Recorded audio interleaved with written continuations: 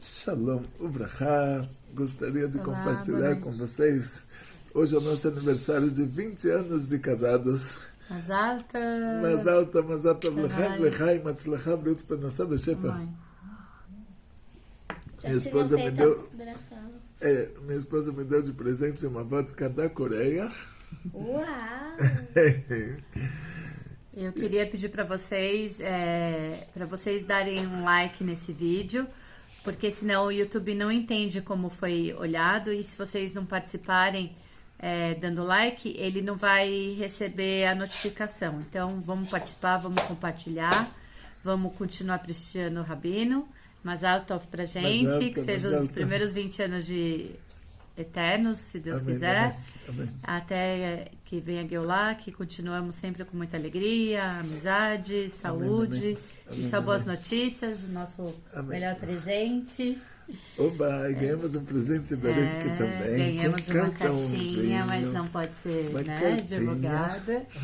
Ela deu, né, filha? Presentinho, Vários presentes, vários trocamos. presentes. E agora acho que o Rabino vai dar continuação na aula, né? Boa Continuar aula. com as histórias do Rav Moshe Weber. Shalom Ubrahá para todos. Continuando com as histórias do Rav Moshe Weber, uma historinha antes de dormir. Eba, então, o Rav Moshe Weber, como contei para vocês antes, foi um grande tzadik que nasceu em Jerusalém em 1913, na época do Império Otomano. Faleceu no ano 2000, com 87 anos. O Rav Moshe Weber, ele era um tzadik de verdade. Eu presenciei Que algumas... nem você. Ah! E eu presenciei algumas histórias dele. Fiz parte da história. E uma história, a história que eu vou contar para vocês hoje, é que o Rebbe de Lubavitch, quando ele falava na América, o Rebbe de Lubavitch era o Rebbe do Rav Moshe Weber, o nosso Rebbe. E quando o Rebbe falava na América, ligavam da América, de Nova York, ligavam para Londres, de Londres para Kfar Chabad, e nós recebemos o Shidur Chai, telefone ao vivo, vamos dizer, uma transmissão ao vivo, o Rebbe falando, a gente ouvindo. E, às vezes, eu ouvi o Fabrinha do Rebbe em Kfar Chabad.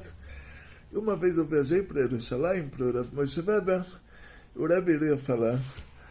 Então, nós fomos para o Shikun Chabad, para a Yeshiva chamada Torres Emes, que é a Yeshiva onde o Rav Moshe Weber era o Mashpia, era o Rabino da Yeshiva.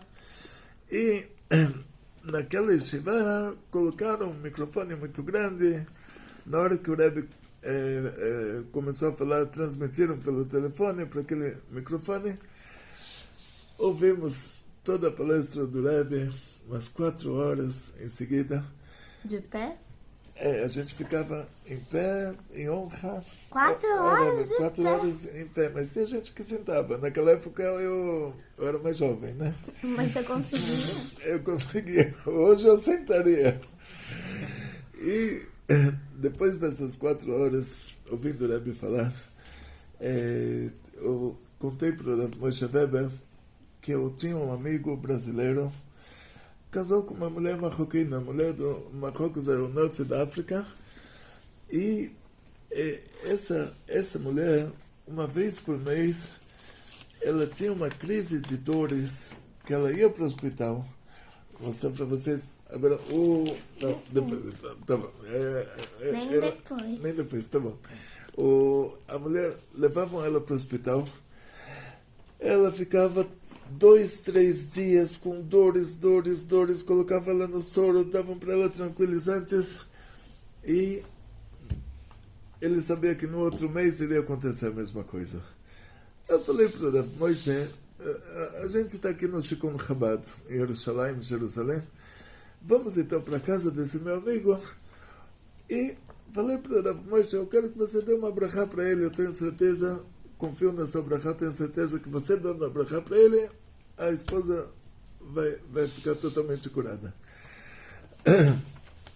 Ele concordou, fomos juntos para a casa desse meu amigo, no Shikun Chabad, e chegando na casa dele, o meu amigo quase desmaiou, como pode dizer, o próprio Rav Moshe Weber veio visitar ele, e aí ele chamou a esposa, e nós sentamos juntos, nós três, o Rav Moshe Weber, o meu amigo e eu, e o Rav Moshe falou, nós somos 3 pessoas, somos um tribunal rabínico. O mínimo para um tribunal rabínico são 3 pessoas.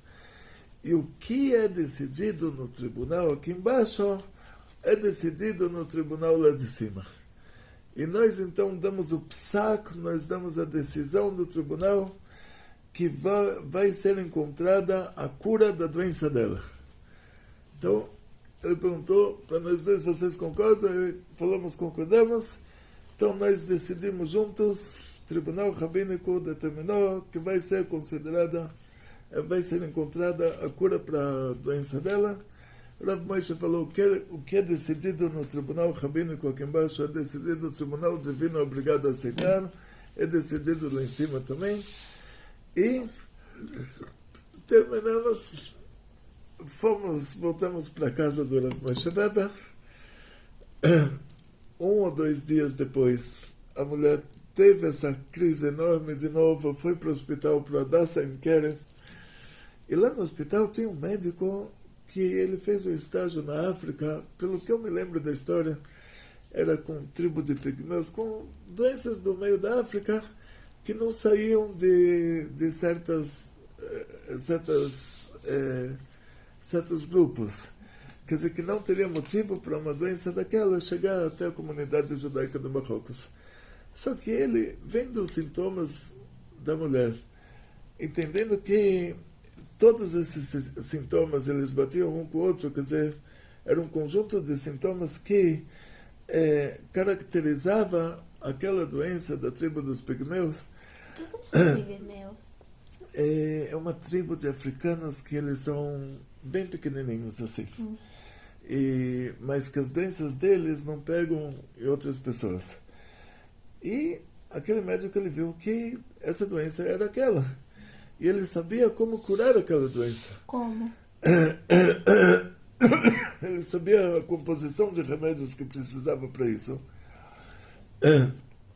E ele fez aquela composição de remédios, fez aquela experiência, deu para ela aqueles remédios. Em pouco tempo, essa doença passou totalmente e nunca mais voltou. E eu vi isso, milagre verdadeiro.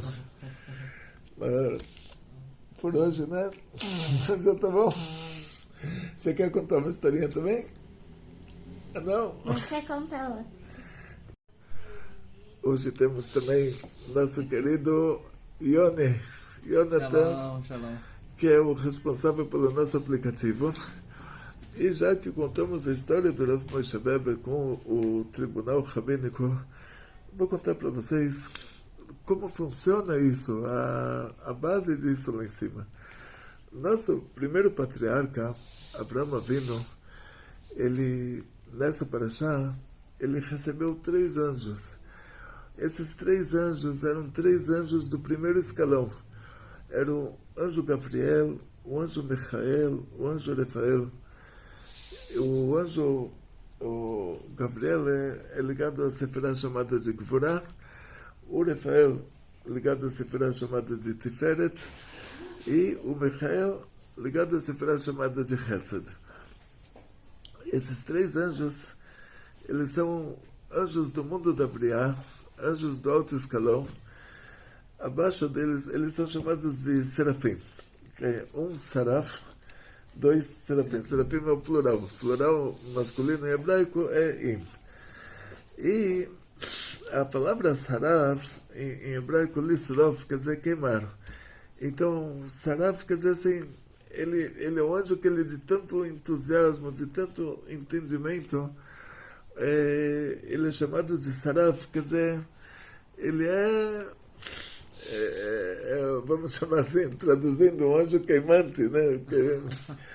Ele é fogo, assim, a nossa alma, a nossa neshama, ela o DNA dela, a primeira raiz dela, é na Chokhmah do mundo de Atzilut. Então nós somos mais altos do que os anjos.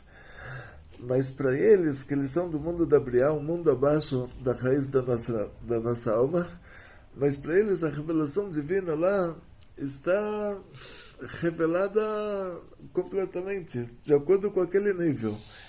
E para nós não. Então por isso nós não conseguimos chegar num nível de entusiasmo como os anjos. Então por isso eles são chamados de serafim, quer dizer, flamas de fogo.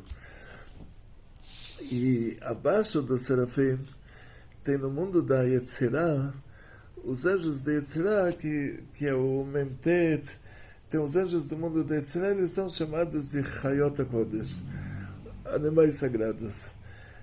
Ou seja, eles em relação ao serafim é como um animal em relação a nós, ao ser humano. Abaixo desse mundo da Yetzirah tem o mundo da Asiyah. Os anjos do mundo da Asiyah, os anjos do mundo da Asiyah são chamados do lado espiritual do mundo da Asiyah, eles são chamados de Ofanim. O Ofan na carruagem tem o eixo da carruagem. Então, ou seja, assim, a diferença entre eles e os anjos do mundo da Asiyah e os anjos do mundo da Yetzirah é como do vegetal pro animal. E dos anjos do mundo da Yetzirah para os anjos do mundo da Briá é como do animal para o ser humano. Então esses três anjos lá em cima, eles são os principais.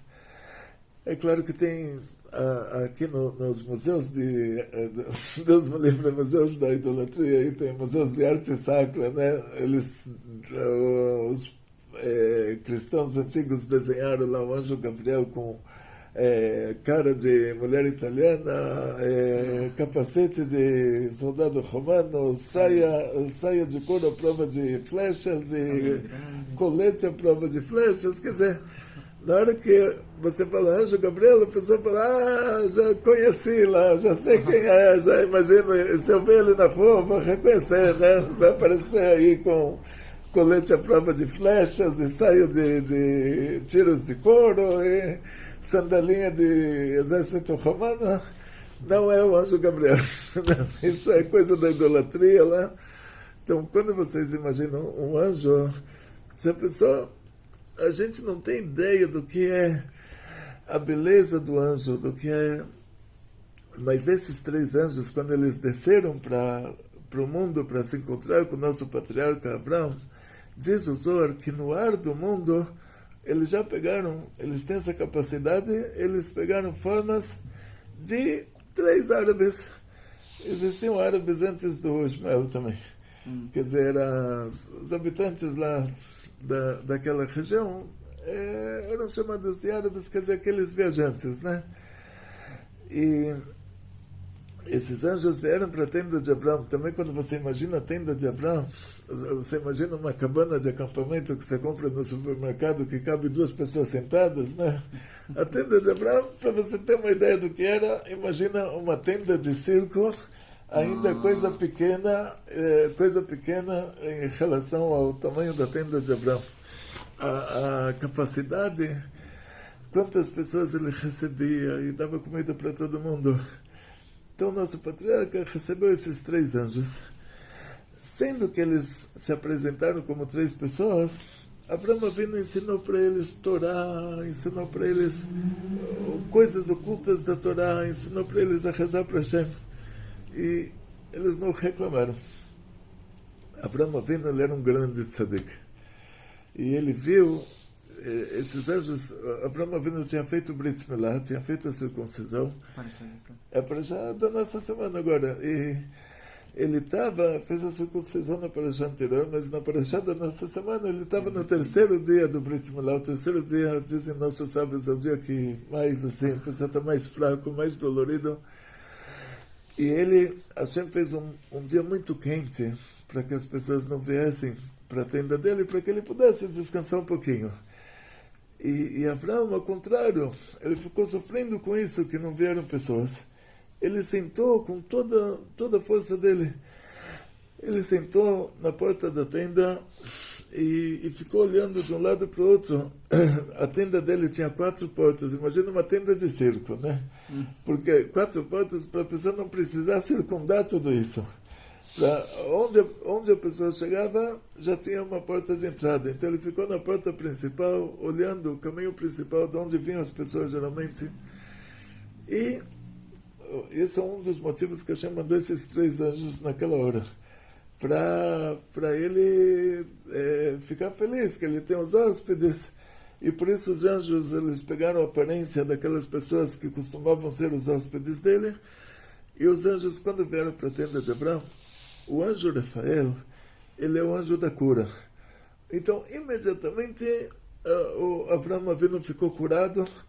E está escrito, Velabakar Ratz Abraão, que ele correu para o gado para fazer shkita de 3 bezerros, 3 boizinhos, e um desses boizinhos, está escrito, uma coisa interessante, está escrito no Zohar que um desses bois, qual o significado desse versículo, Velabakar Ratz Abraão, que Abraão correu pro gado, que um desses boizinhos ele fugiu. E Abraão, sendo que Abraão Avinu tinha sido totalmente curado por causa da presença do anjo Rafael, que veio para curar ele, Abraão correu atrás desse boizinho, até que o boizinho entrou numa caverna chamada Merat HaMachpelah. E lá era o túmulo de Adão e Eva, o túmulo de Adão e Havá. E Abraão Avinu descobriu que aquele era o túmulo de Adão e Havá, e ele posteriormente conseguiu comprar aquela caverna para fazer o túmulo da Sara, e ele próprio, quando faleceu, foi enterrado lá, o Yitzhak, a Rivka, Yaakov e Leá. Para vocês terem uma ideia. Então Abraão já entendeu que eles são anjos. O outro anjo, o Malach Michael, ele fez um risco na parede. Ele falou, Lamoeda Shuvalecha Kaet Chayal Lesarabem. Quando chegar o sol nesse mesmo risquinho, no próximo ano, a Sara vai ter um filho. Então Abraão já sabia que eles eram esses 3 anjos lá de cima, os 3 anjos principais, o Rafael, o Michael e o Gabriel. E Abraão Avinu tinha visto, Hashem mostrou para ele, Dor Vedorshav, Dor Panasav. Cada geração e os grandes tzadikim da geração, e os patrocinadores da geração, que são comparados, né? Se não tem alguém para patrocinar, o rabino não consegue divulgar a Torá. Então, cada geração, Hashem faz assim, que tem os grandes sábios, mas tem também os grandes patrocinadores. Então, Abraão Avinu, Hashem tinha mostrado para ele Moshe Rabbeinu, o grande sábio, que foi receber o grande profeta, o maior de todos os profetas, foi receber a Torá no Monte Sinai, e esses 3 anjos, eles foram contra a entrega da Torá. Eles falaram para Hashem que deixa a Torá aqui em cima, não entrega a Torá lá embaixo. E aí se pergunta, pera, mas Abraão Avinu ensinou para eles Torá, eles estavam felizes. Como pode ser que depois eles reclamaram para Hashem não entregar a Torá para a gente? Qual era o problema deles? Porque eles não reclamaram que Abraão Avinu estava ensinando a Torá. Porque a Torá que Abraão Avinu estava ensinando, para eles não fazia diferença. Mas quando Hashem entregou para a gente a Torá, a Torá, ela te dá a possibilidade de analisar várias situações, de fazer um julgamento e de determinar aquela situação.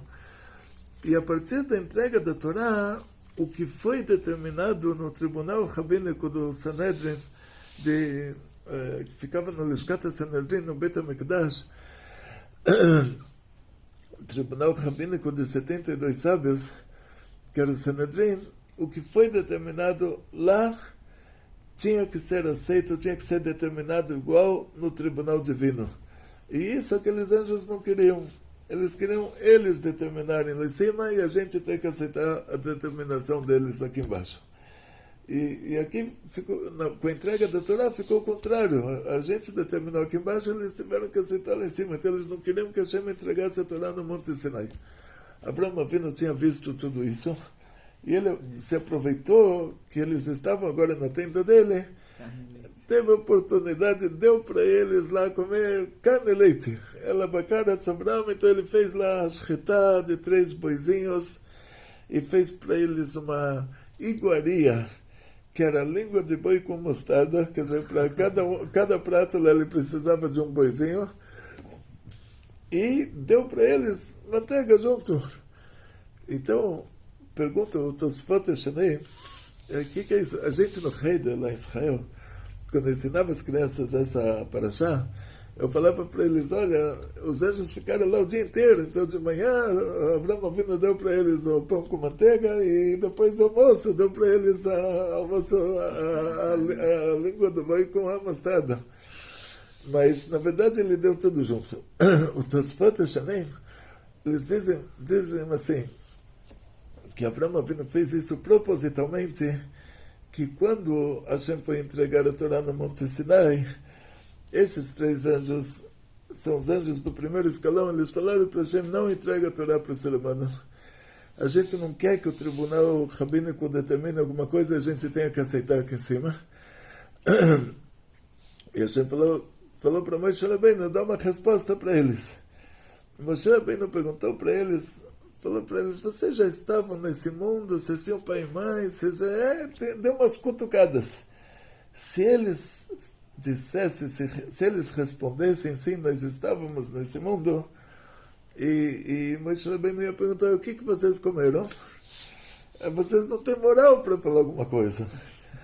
E eles já sabiam, eles eram inteligentes, eles são profissionistas, eles sabiam, se eles falassem para Moshe Rabbeinu, eles estavam na tenda, até diz o Midrash, que quando Hashem colocou Moshe Rabbeinu lá no céu para discutir com eles, Hashem deu para Moshe Rabbeinu a aparência do avô de Moshe Rabbeinu, que era Abraão Avinu.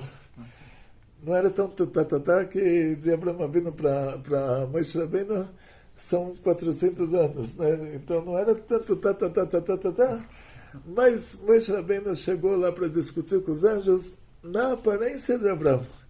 Na hora que eles viram isso, eles falaram, estamos perdidos, né? Aí ele vai falar, o que vocês comeram?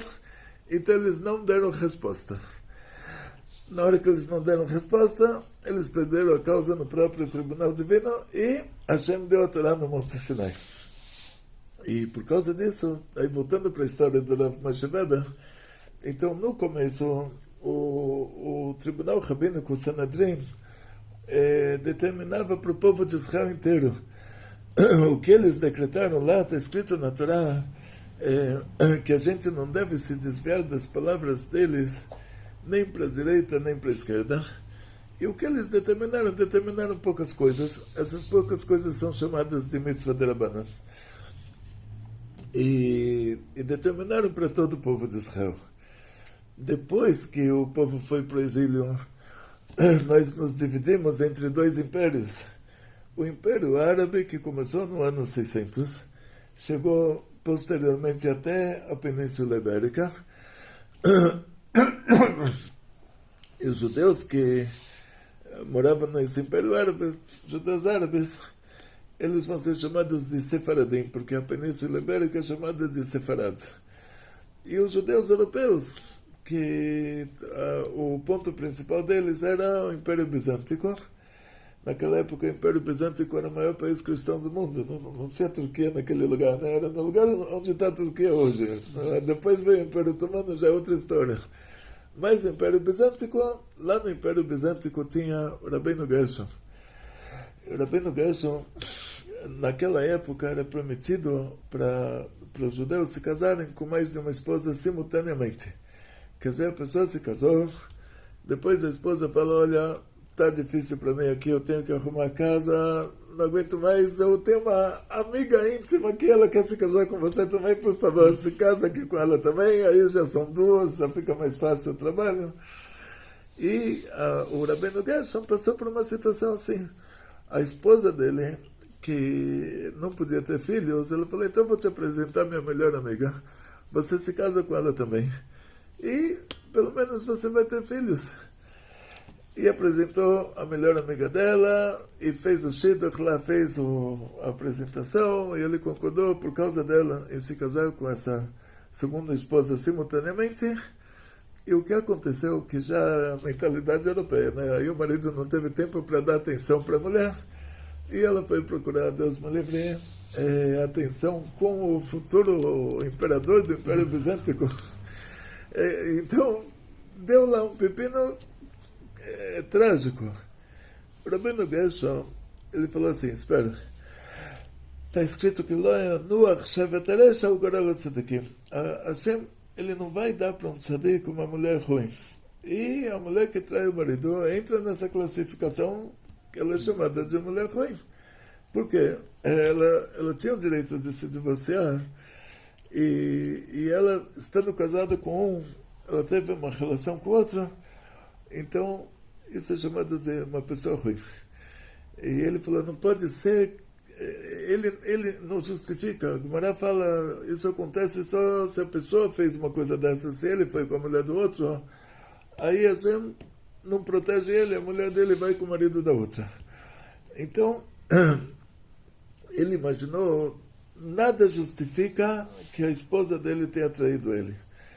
Mas uma coisa sim justifica, que ele é uma pessoa pública, e sendo que ela é uma pessoa pública, o que está acontecendo para ele, provavelmente é o que está acontecendo com a comunidade, e para que ele faça um decreto proibindo o casamento com mais de uma mulher simultaneamente, então aconteceu isso dentro da casa dele para que ele entenda o que está acontecendo fora. Aí ele fez uma pesquisa em toda a comunidade dele e geralmente cada um tinha um problema desses na casa dele. Então o Rabbeinu Gershom reuniu o tribunal rabínico dele e fez um decreto, e o que é decretado aqui embaixo é decretado lá em cima.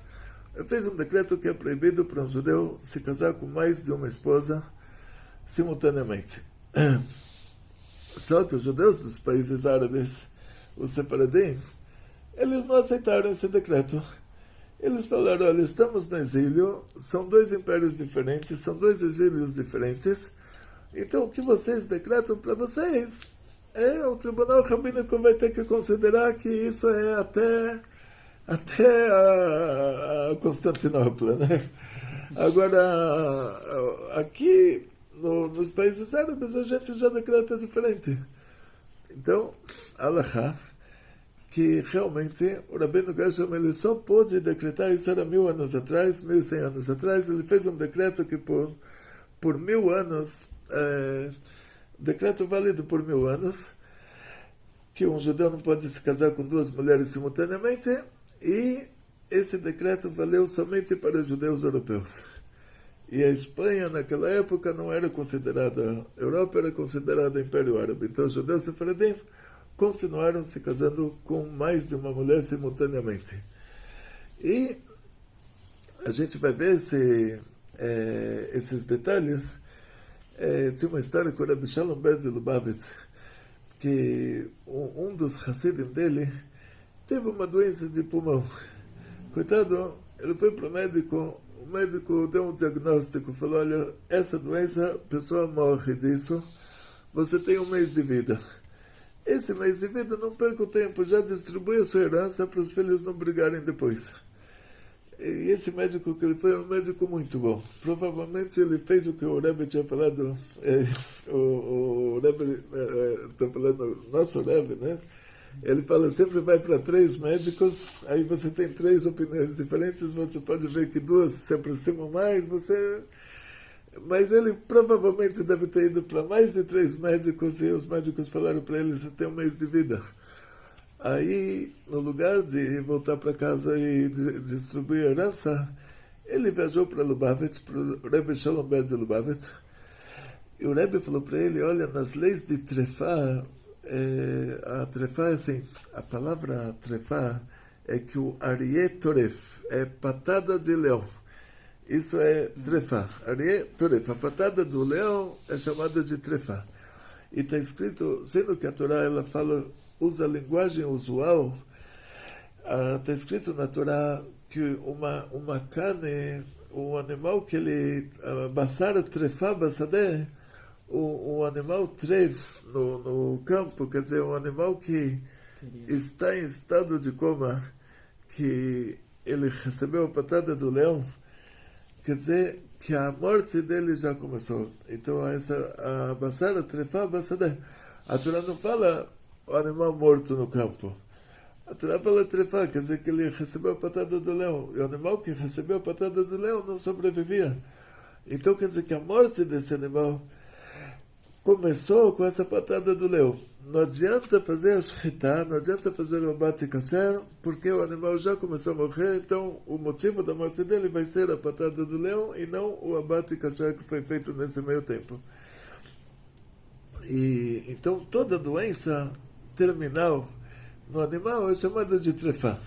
Mesmo que não é uma patada de leão, mas assim, se o animal tem um problema de pulmão que vai causar a morte dele, isso é chamado de trefá. E aí esse animal é uma carne treif. A gente chama isso taref, né? É assim, o dialeto assim, você fala taref. De qualquer maneira, o animal, quando tem um problema de pulmão que ele vai morrer, não adianta fazer a shchita.